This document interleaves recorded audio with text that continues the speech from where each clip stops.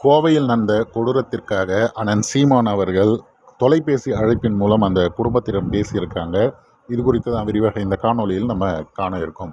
கோயம்புத்தூர் மாவட்டம் சூலூர் அருகே கண்ணம்பாளையம் பகுதியில் தனது வீட்டின் அருகே விளையாடி கொண்டிருந்த 10 வயது சிறுமி கடத்தப்பட்டு படுகொலை செய்யப்பட்டிருக்காங்க. இந்த செய்தி மிகப்பெரிய ஒரு பெரும் அதிர்ச்சியை நமக்கு உண்டாக்கியிருக்குங்க. ஒரு பச்சிளம் பிள்ளையை கொடூரமாக துன்புறுத்தப்பட்டு கொல்லப்பட்டிருப்பதுங்கிறது ஒரு பதபதைப்பை உண்டாக்கிறது. அண்ணன் சீமான் அவர்கள் இதற்கு எதிராக கடும் கண்டனத்தை பதிவு செய்திருக்காரு. அது மட்டும் இல்லாமல் அந்த குடும்பத்தினருக்கு ஃபோன் பண்ணி அவங்க அந்த துயரத்தில் பங்கெடுக்கிறேன் அப்படிங்கிற விஷயத்தையும் சொல்லியிருக்காங்க. ஆட்சி மாறினாலும் காய்ச்சலை மாறலை அப்படின்ட்டு எல்லாருமே சொல்லுவாங்களா, அதே போல் இந்த தாவிக ஆட்சியும் குழந்தைகளுக்கே பாதுகாப்பு இன்னும் கேள்விக்குறியாக இருக்கிறது. பெண்கள் குழந்தை பாதுகாப்பும் சுதந்திரத்தையும் தனியுரிமையும் உறுதி செய்யப்படலை அப்படின்னா அது நாடே கிடையாது, சுடுகாடு அப்படின்னு அண்ணன் சீமான் அவர்கள் பல மேடைகளில் கூறியிருப்பாங்க. அவருடைய அறிக்கையிலும் அந்த விஷயங்கள்லாம் பதிவு செய்திருக்காங்க. இன்னும் இந்த விடயத்தில் நம்ம ரொம்ப முக்கியமாக ஒன்று சொல்லணும் அப்படின்னா, குற்றங்கள் நடந்தேறிவிட்ட பிறகு குற்றவாளிகளை கண்டறிந்து கைது செய்வது மட்டும் போதாது. குற்றங்கள் நடைபெறுவதற்கு முன்பே முன் உணர்ந்து தடுக்க குற்ற தடுப்பு காவல்துறையும் அமைக்கப்பட வேண்டும்.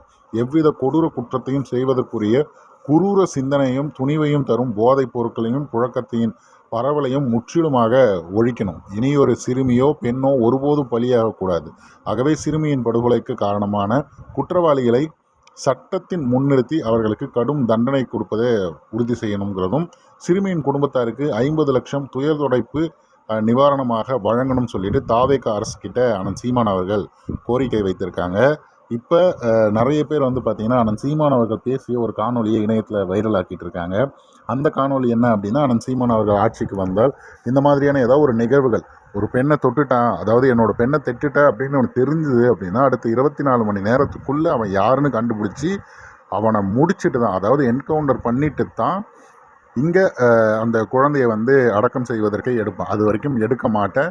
அந்த தவறை இனி செய்யக்கூடாதுன்ற ஒரு அச்சம், அவன் போதையில் இருக்கானோ இல்லையோ அவனுக்கு ஒரு அச்சம் வரணும். அந்த அச்சம் இல்லை, எதுவாக இருந்தாலும் பார்த்துக்கலாம், கொஞ்ச நாள் நம்ம உள்ளே வைக்க போகிறாங்க, அதன் பிறகு பெயிலில் வந்துடலாங்கிற ஒரு எண்ணம் இருக்குது பார்த்தீங்களா, அந்த விடயமே அவனுக்கு ஒரு காரணமாக அமையுது. அப்போ அந்த மாதிரியான விடயமே இல்லைங்கிற ஒரு அச்சத்தை உருவாக்காமல் ஒரு சரியான ஒரு சமூகத்தை படைக்க முடியாதுங்கிறத சொல்லியிருப்பார். அந்த காணொலி இணையத்தில் அதிகமாக வைரலாக்கப்படுவது.